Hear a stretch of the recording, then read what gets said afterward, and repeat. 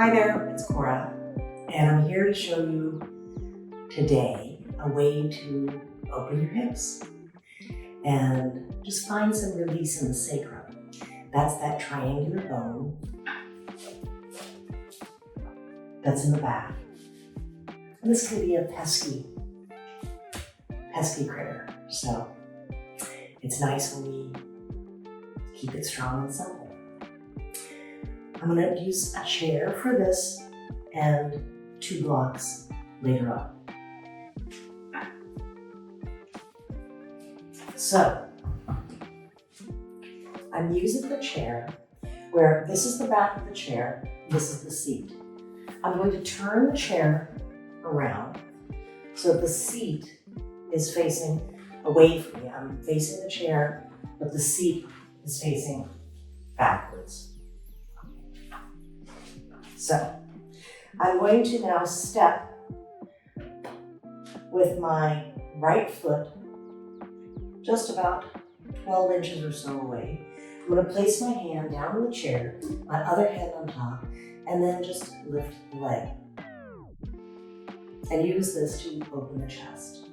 Now, the tendency for the leg can be to go very high, which doesn't actually feel good on the hip. So see if you can just keep it level and lengthen the foot away.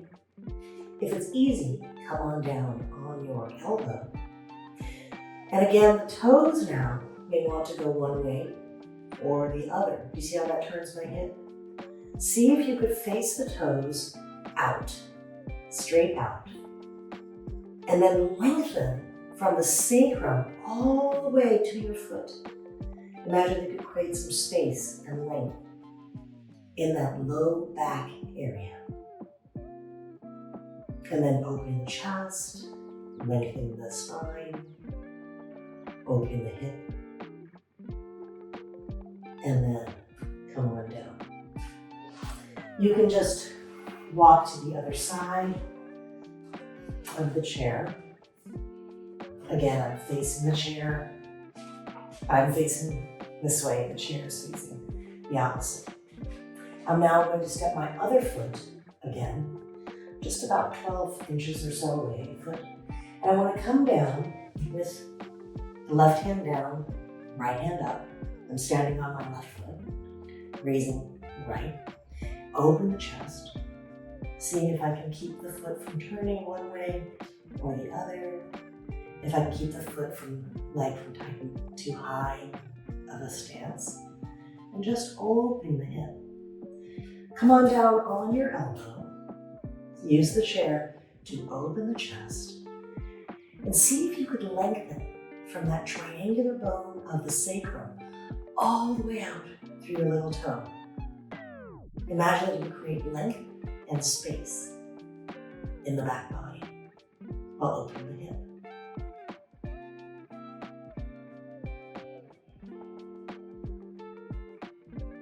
And then come on down.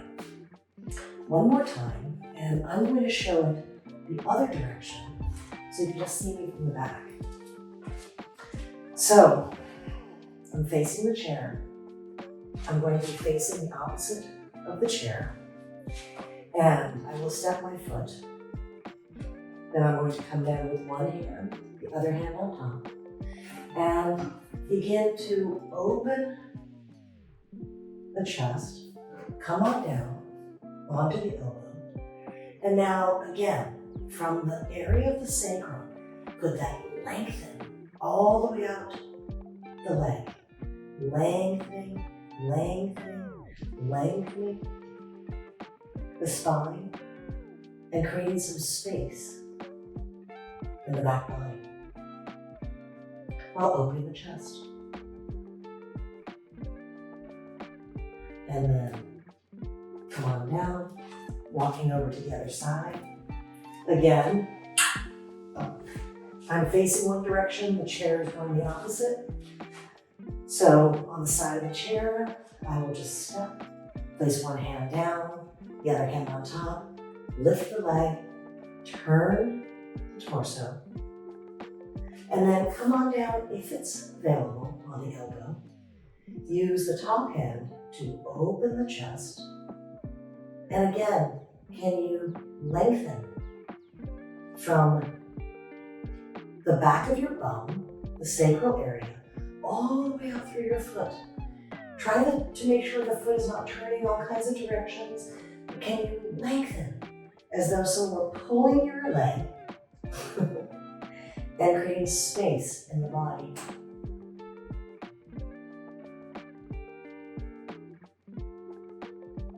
And then come on down.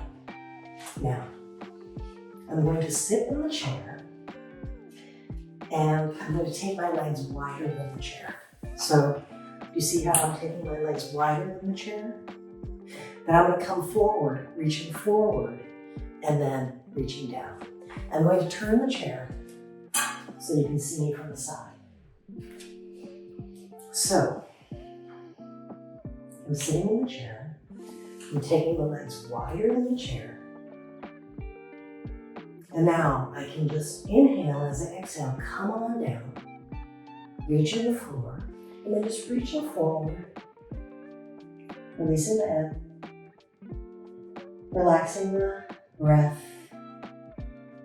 relaxing the neck. Then begin to walk the hands back in and see if you can grab the legs of the chair. And as you grab the legs of the chair, take an inhalation in, and as you exhale, begin to pull yourself down, as though you could pull yourself down between your legs. Releasing the head. If it's easy for you, you can reach the back legs and pull further. If there's a bar, you can hold on to that as well.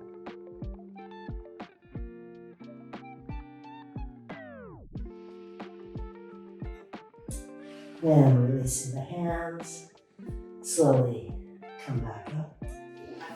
Just taking a moment in the chair.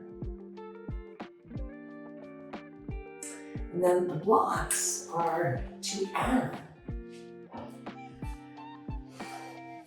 You can just take the blocks and you're going to placing the blocks underneath the feet. So what that does is it raises the feet and it creates a little bit more action in the hip. So placing the feet on the blocks. Again, inhale.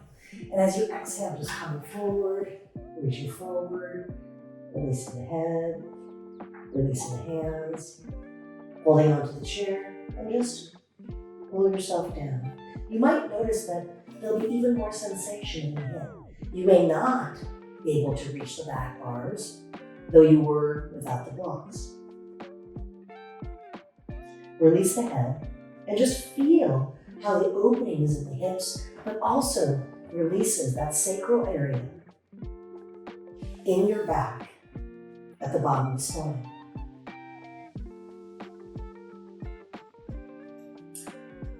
And then coming back up, taking the blocks away.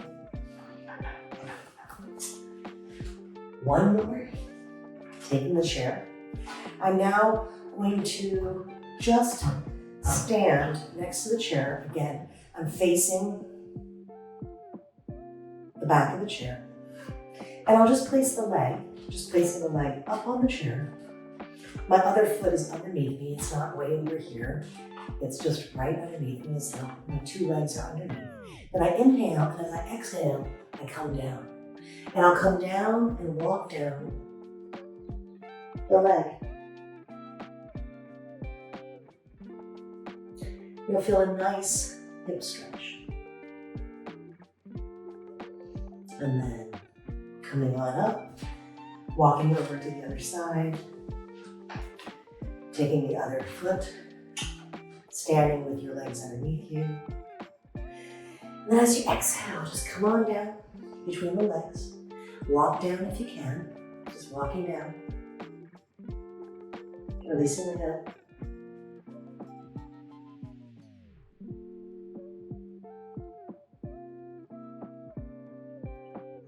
And then come on up. And one last time, just sitting down, taking the legs wide. And then inhale, and as you exhale, come down, releasing the head, pulling yourself in, feeling the release in the hips and the spine and the back body.